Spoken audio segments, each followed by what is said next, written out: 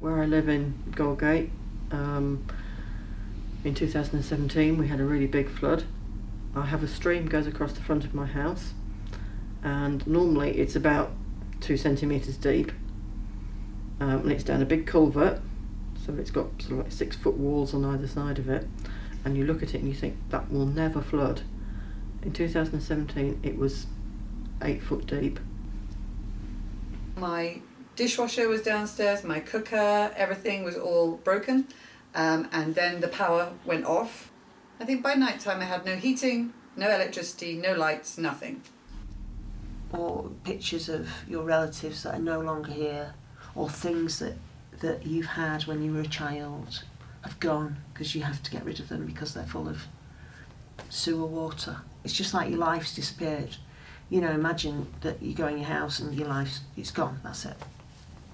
It was raining a lot outside. I went outside into the back garden to see what the weather was like, and the water was rising. I wasn't too concerned, but I came back in and I was watching television, and then I started to see a bit of water come in under the door there, and then the back door, and the water started to rise bit by bit by bit by bit, until it got up to 3-4 foot high. We had to leave the house for a year while it was all being redecorated and replastered. Everything new, the doors, the walls, the floor, everything had to be remade, and the whole street, in fact most of the village itself was flooded that night. Because everybody is worried that it's going to happen again, so all the time you're watching, you're waiting, you're keeping an eye on the weather, keeping an eye on the river levels, and just watching what's happening. We have a Facebook group called Galgate Flood Action Group, and any information about the current situation, either the rivers or the weather, is fed to us by the Environment Agency, and they put together a plan of what could be done to protect the village, which is great, but it costs a lot of money. The government funding that's available is only a fraction of what was needed. We've been seeing more problems, especially from about 2000. We've had the hottest weather, the wettest weather, the worst storms, the sea levels rising.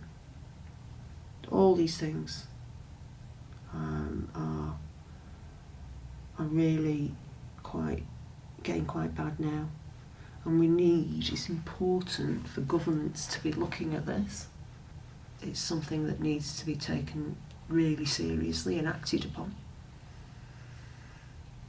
If you're in a flood risk area, one of the most important things to do is to get a grab bag, what you call a grab bag, ready, and have you put in things like insurance documents, papers, things that you will need, to any medication.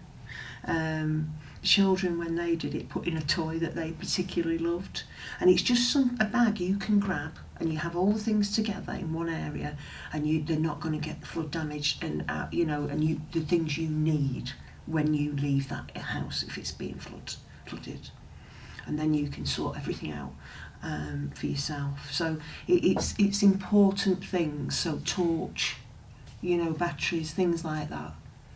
Things that you may need if you need to leave your house.